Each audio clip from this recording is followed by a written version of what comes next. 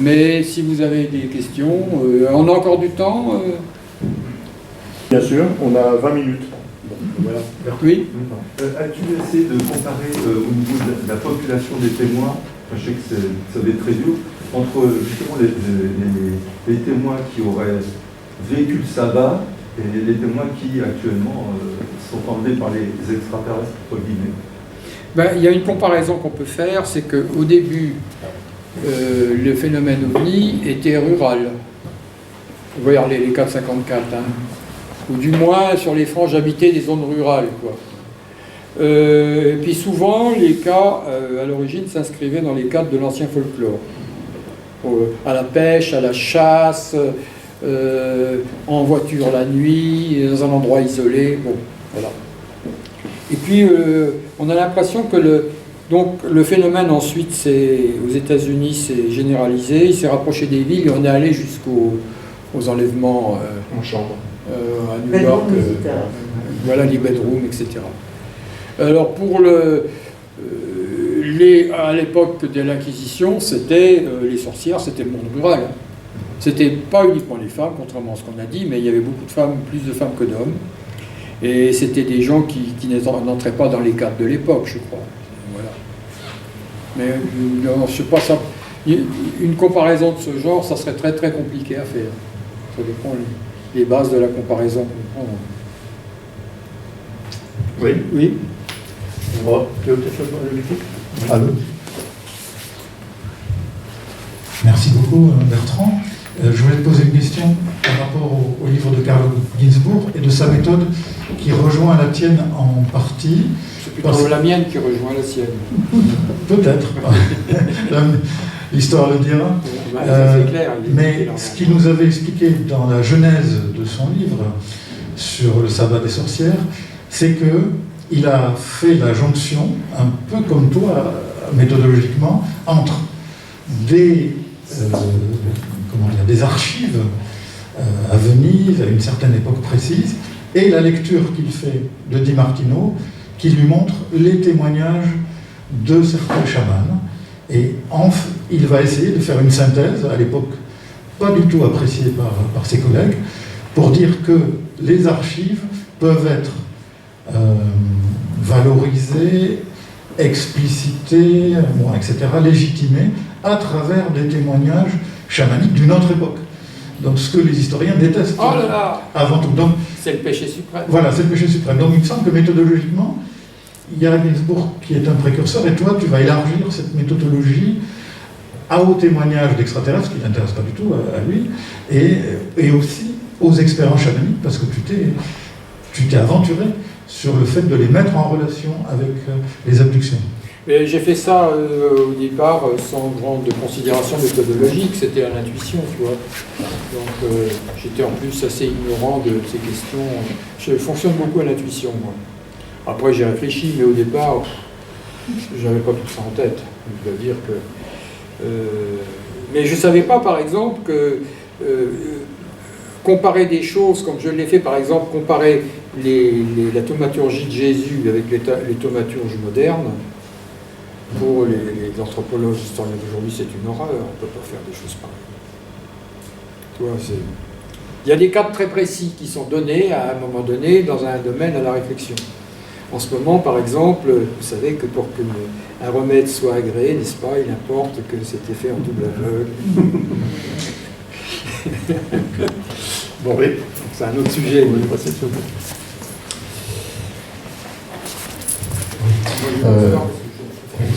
Je vous remercie beaucoup pour votre intervention très, très riche, j'ai beaucoup appris. Et j'aurais une question, une réflexion, peut-être un peu idiote, hein, je suis désolé, je ne suis qu'un béotien. De tout ce qu'on a vu, et puis même dans mes petites lectures de temps en temps d'OVNI, donc d'enlèvement, de tout ça, essentiellement c'est les États-Unis, l'Europe, un petit peu l'Amérique du Sud, en gros les pays de culture judéo-chrétienne. Et je me dis, de l'autre côté de la planète, l'Asie, la Chine, le Japon, le Laos, le Vietnam, le Cambodge, rien. Ils ne voient jamais d'OVNI, ils ne sont jamais enlevés. Non, dans les littératures, on n'en parle pas. Dans la Là, il y a littérature des gens bien générale. informés là-dessus. Ou très peu, S'il y a énormément d'observations d'ovnis, Oui.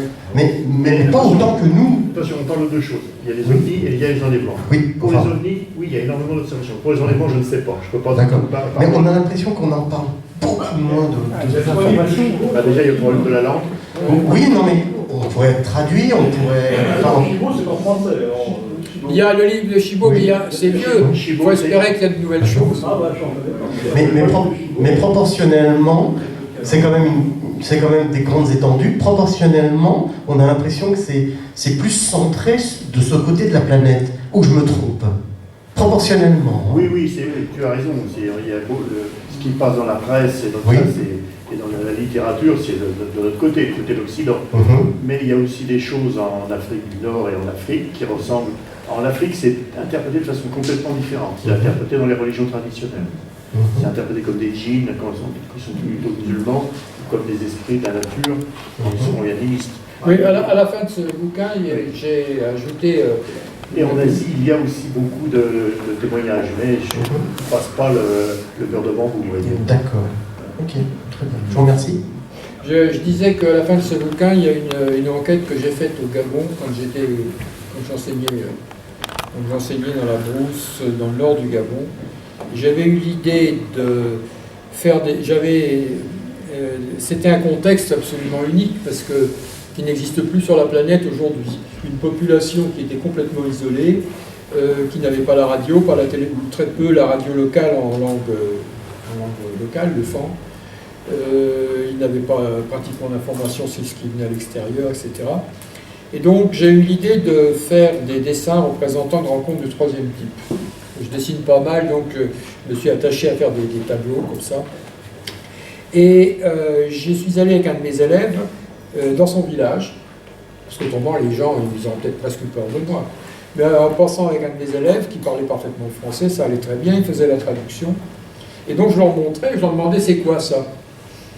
Alors ce que l'enquête, on trouvera tout le détail, malheureusement les dessins passent très mal parce que c'est des vieux dessins. Ce que j'ai montré, c'est que les gens, s'ils ne sont pas sortis de leur village, ils interprètent ça en termes de sorcellerie, spontanément. La plupart du temps, ils y voient un phénomène de sorcellerie.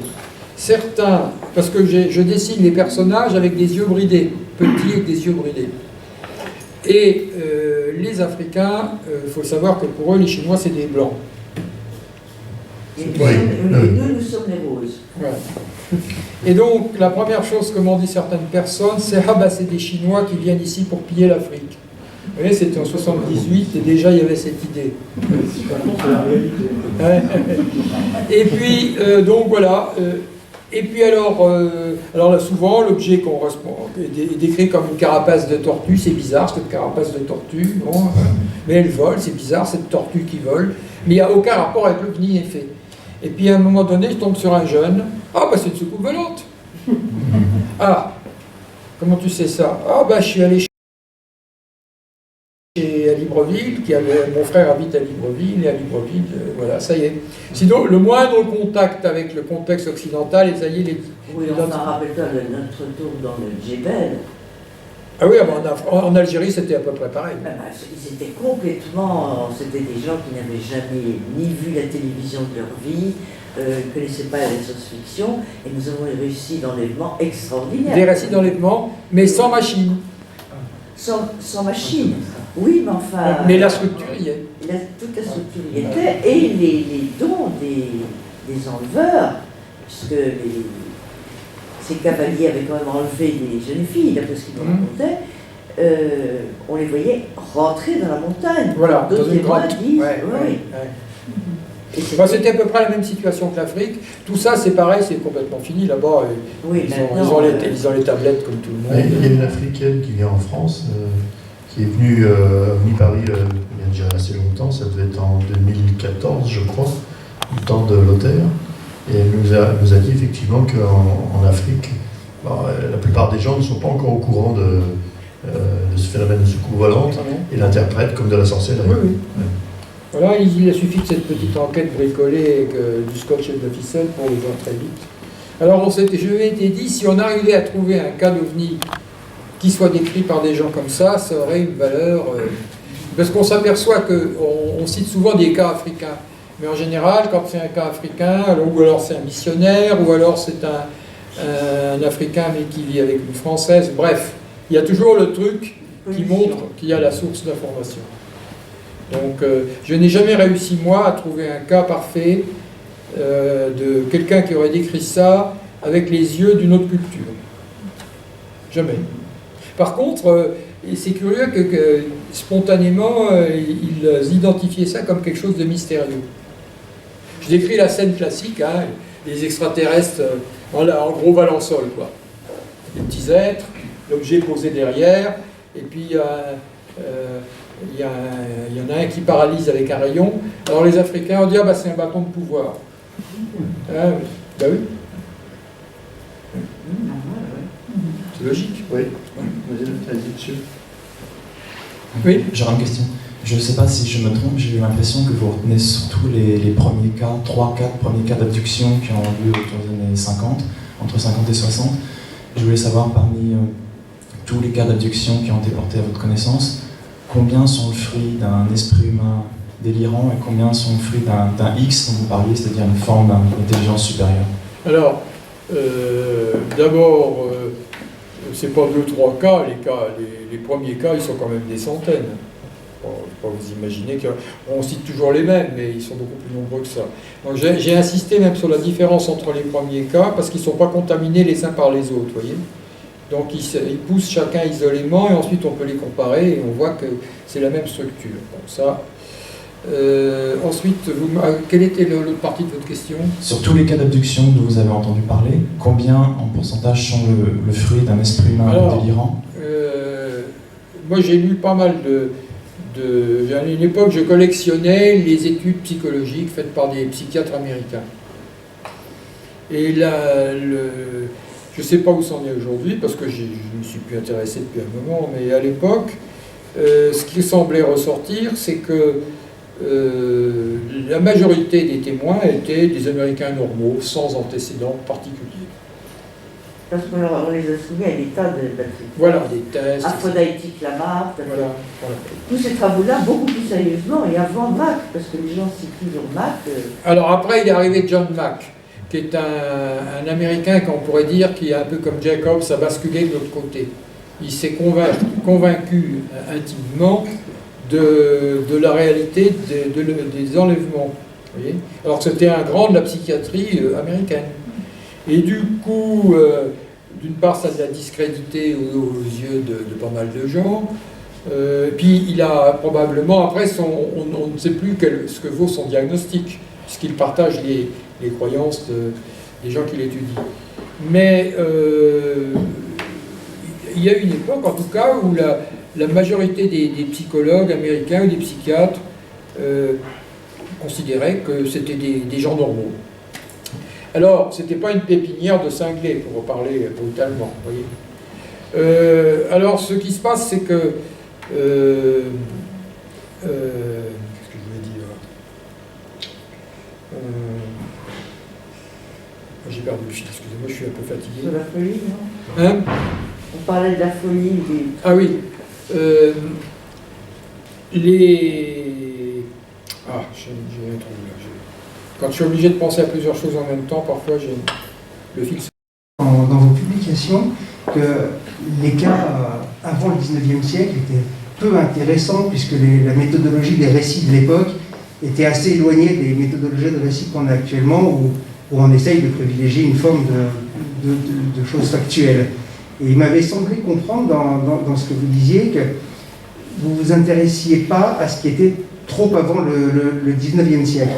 Or, moi, ce que je comprends de votre livre, c'est que c'est des choses bien antérieures. Je voulais savoir si c'est votre position qui a évolué, ou peut-être moi qui n'ai pas compris la profondeur de vos propos. Je ne sais pas si mon propos est profond, c'est simplement la question de savoir si on peut juger le cas. Par exemple, je pense au livre que Jacques Vallée a fait avec... oui, j'avais justement posé la question des rapports avec les théories de Jacques Vallée. Voilà, Jacques Vallée, comment il s'appelle l'anglais? Chris O'Byrne. Hein? Chris O'Byrne. Voilà. Bon, c'est intéressant ce qu'ils font de toute façon. Hein. Mais c'est très très difficile d'interpréter des phénomènes qui ont été observés il y a plusieurs siècles, parce que c'est tellement différent la façon qu'on a d'observer. Vous avez vu par exemple le dessin que j'ai montré au début, là, qui montre la bataille navale, vous voyez. On voit bien qu'ils ne pensent pas du tout de la même façon que nous. Les prodiges célestes, c'est à la fois une représentation, c'est des choses à la gloire du roi, ou ça annonce des malheurs futurs. Il y a un mélange, si vous voulez, de choses qui fait qu'on ne sait pas ce qu'ils décrivent, en fait. Vous voyez, tandis qu'à partir du moment où on est dans le 19e siècle, on est dans le même paradigme, on peut dire. Au moins pour les populations modernes, on sait ce que c'est de décrire un objet, les cadres de la science sont en place, les cadres de l'observation.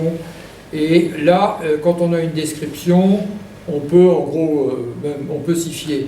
Tandis que je ne sais pas comment interpréter un récit comme celui de Stralsund, vous voyez, ou les batailles célestes qui sont décrites dans la Bhagavad Purana. Voilà, ça a toujours été une énigme pour moi, ça. Oui. Est-ce que c'est de la mythologie? Est-ce que c'est des choses vues? Y compris la presse, y compris la presse américaine jusqu'à la fin du 19e siècle, il lui accordait un crédit suffisant en termes de réalité, d'objectivité dans la manière de raconter les récits. Parce que, la faible connaissance que j'ai de ces choses-là, c'est qu'avant le XXe siècle, mais la presse américaine n'est pas d'une fiabilité absolue dans ces récits.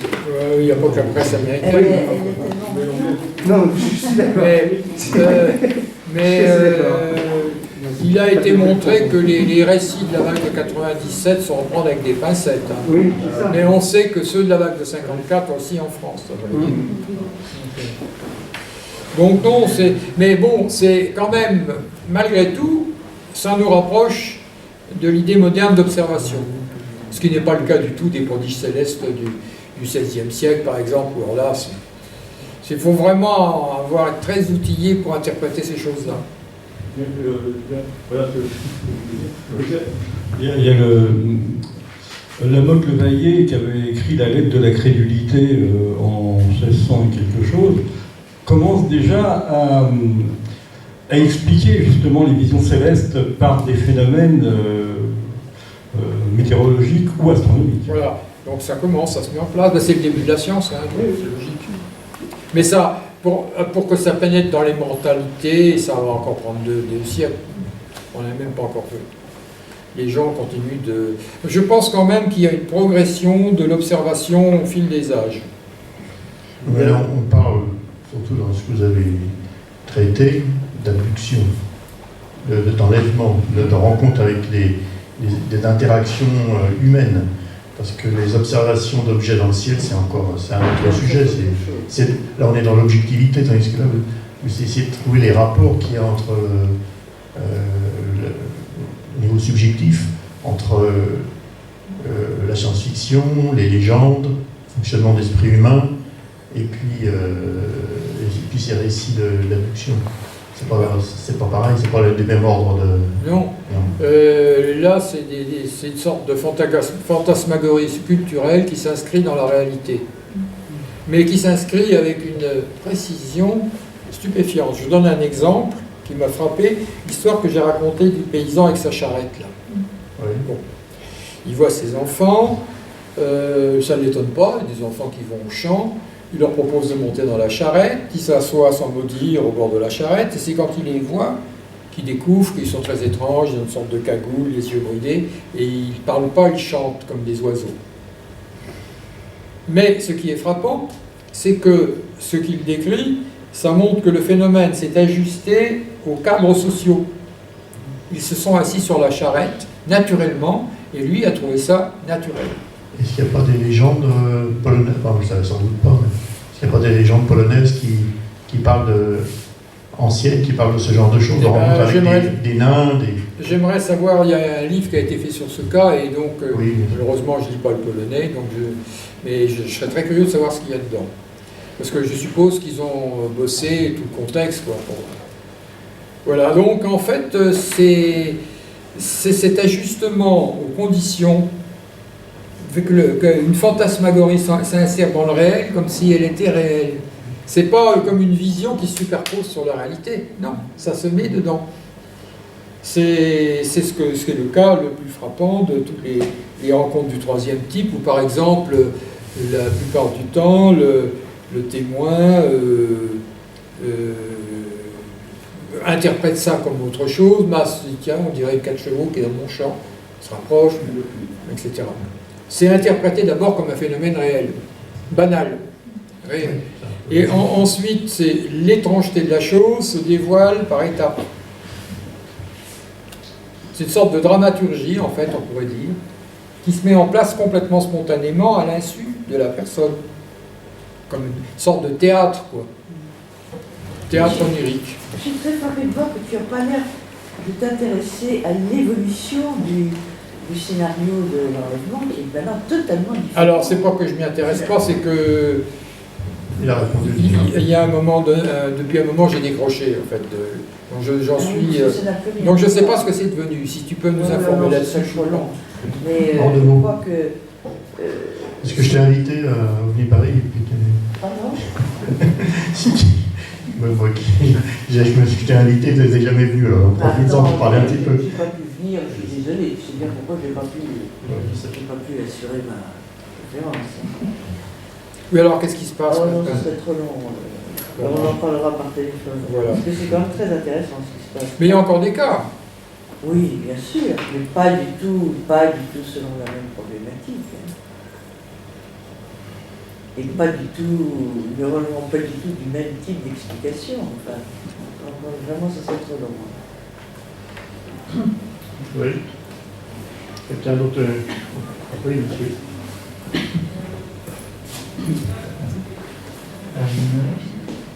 Il y a plusieurs personnes qui ont la même expérience en même temps, ou peut-être un peu de temps, qui surgissent d'un coup. Est-ce qu'on peut lier ça au champ morphogénétique? Est-ce qu'on peut lier ça au champ morphogénétique, au champ morphique? Les histoires de Sheldrake, là. Ouais. Je sais pas. Franchement, j'en sais pas. Ça ressemble. On peut, sans doute, on peut faire l'hypothèse. Mais quand il y a plusieurs personnes qui sont enlevées dans l'OVNI, qu'on recoupe, il y a des recoupements, mais qui ne sont que partiaux. Hein. Bon, c'est pas.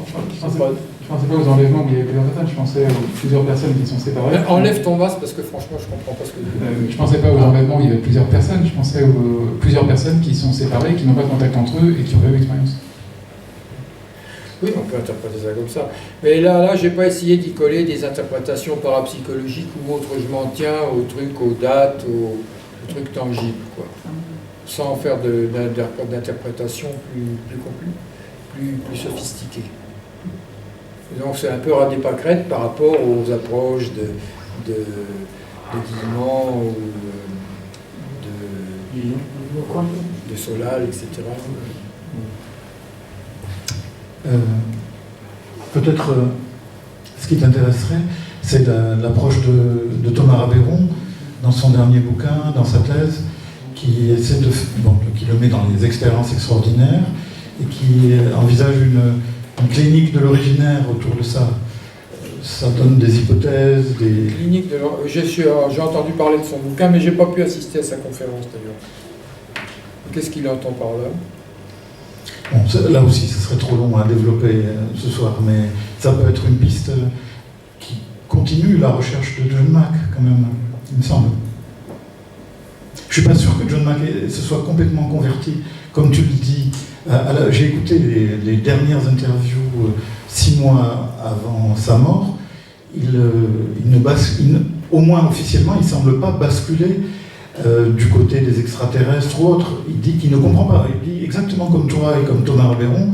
C'est-à-dire qu'à un certain moment, c'est passionnant, ça dit quelque chose d'essentiel, mais on ne sait pas trop quoi, et on continue à investiguer. C'était la conclusion à laquelle il arrivait lorsqu'il était interviewé par Alix, par exemple. Oui. Bon, peut-être que j'étais un peu abrupt avec lui, après tout. Je ne peux pas dire, en fait. Je n'ai pas assez suivi la chose aujourd'hui. Ok. Allez. Une dernière. Une dernière. Non. Bon, juste une dernière. Ah, monsieur. Peut-être ça va déborder du sujet, mais bon, comme on n'a pas de témoins avec des faits exacts, et qu'on ne peut pas se reporter sur les animaux, puisque là, il y a des vaches dans les arbres, il y a des animaux mutilés, sacrifiés et tout. Et selon une logique qui dépasse le... Et ça, c'est du factuel. Alors, les histoires de mutilation animale, c'est une vieille histoire. Hein. On en reparle en ce moment en France, semble-t-il. Je crois que c'est une secte qui mutile les chevaux. Il n'y a pas les critères intéressants des mutilations. Mais c'est pas du tout bon. Dans les anciennes mutilations, on trouvait des animaux qui avaient été découpés d'une façon très précise. Enfin, chirurgical. Oui. Et surtout, les mouches, par exemple, refusaient de s'approcher des cadavres. Et pour moi, c'est quand même la signature d'une blessure pas normale. En tout cas, à une époque, il y a eu toute une littérature qui est parue sur le lien entre les ovnis et les mutilations animales. Je ne sais pas si ce qui se passe en ce moment a attiré des témoignages à propos des ovnis, non, il n'y a pas de... On n'a rien dit. Il y a des gens qui ont voulu faire un rapprochement. L'hypothèse du rapprochement a été faite, bien sûr. Mais ça tient pas là. Mais là, le plus simple quand même, c'est qu'on a affaire à une secte de cinglés. Oui, pas dans un extraterrestre. Je raconte de ce cas-là, tout ce qui s'est passé en Amérique. Ah oui, d'accord. Ou en Angleterre. Et là, il y a des preuves, enfin, il y a des éléments qui font que... C'est comme les crop circles, on essaye de faire mieux aussi. Oui, voilà, exactement ça. C'est compliqué. Aux États-Unis et en Angleterre, c'est pas... On ne sait pas ce que c'est. Enfin, il y a plusieurs hypothèses. Évidemment, il y a l'hypothèse extraterrestre et l'hypothèse humaine. Mais de toute façon, il y a quelque chose il y a un phénomène cohérent avec toujours des caractéristiques qui reviennent. Et c'est très différent de ce qui se fait en France avec les chevaux en ce moment. D'accord, même si on met à l'écart, mais retrouver des vaches dans des arbres. Bon, bah. Est-ce qu'on a vraiment retrouvé des vaches dans les arbres? Ah oui. Oui, la photo existe. Quand récemment, là? Non. Enfin, moi, j'ai pas vu dans les arbres, mais j'ai vu sur des poteaux électriques. Aux États-Unis, ici, dans les arbres, sur les rochers. Non, mais je disais juste. Ouais. Alors, c'est vrai que là, c'est objectif. Effectivement, les animaux, c'est difficile de les psychanalyser. Bon, faut bien rigoler. C'est Sider qui avait découvert un cas qui était très intéressant. C'est lui le premier, je crois, qui a établi la relation entre les mutilations animales et les enlèvements, en parlant de l'enlèvement d'une vache. Je ne sais plus dans quel cas, qui s'est passé en 1974, si j'ai bonne mémoire. C'est Sider qui avait découvert ça, il avait bien bossé là-dessus. Il y a eu l'hypothèse à un moment qu'aux États-Unis, des enlèvements étaient faits par des services secrets américains, ils étaient camouflés. Ils étaient camouflés comme ça pour faire croire que c'était des extraterrestres, pour discréditer et camoufler en même temps. Parce que c'est sûr que les services secrets américains ont fait de nombreuses expériences assez horribles de contamination volontaire des gens par des virus, par du plutonium, par des choses comme ça. Et qu'il fallait ensuite analyser ce que ça donnait. Oui, ils l'ont fait un peu partout. Même en France, apparemment, avec le LSD. Bon, on n'en est pas sûr, mais... Il y a l'hypothèse de Jacques Vallée à propos de Sergi Pontoise, par exemple. Comment? L'hypothèse qu'en fait, ça serait une manipulation. Peut-être, pourquoi pas. Il dit la même chose de Rendlesham, je te signale. De Rendlesham. Ah oui. Le cas en Angleterre, là, dans la C'est forêt. tellement compliqué, ce cas-là. C'est la seule fois que je me suis vraiment fâchée avec lui, parce que vraiment, il prend ça pour une main. Qu'est-ce que oui. À chaque fois qu'il y a un cas qui sort un peu de l'ordinaire, de toute façon, il sort un truc comme ça. Bon. Vous n'avez plus de questions? Non. On va fermer, on va d'abord remercier.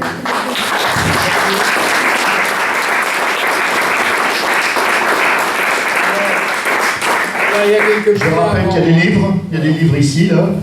Science-fiction secours volante, il y en a 6. Et puis il y a la postérité du Sava, il y en a 5.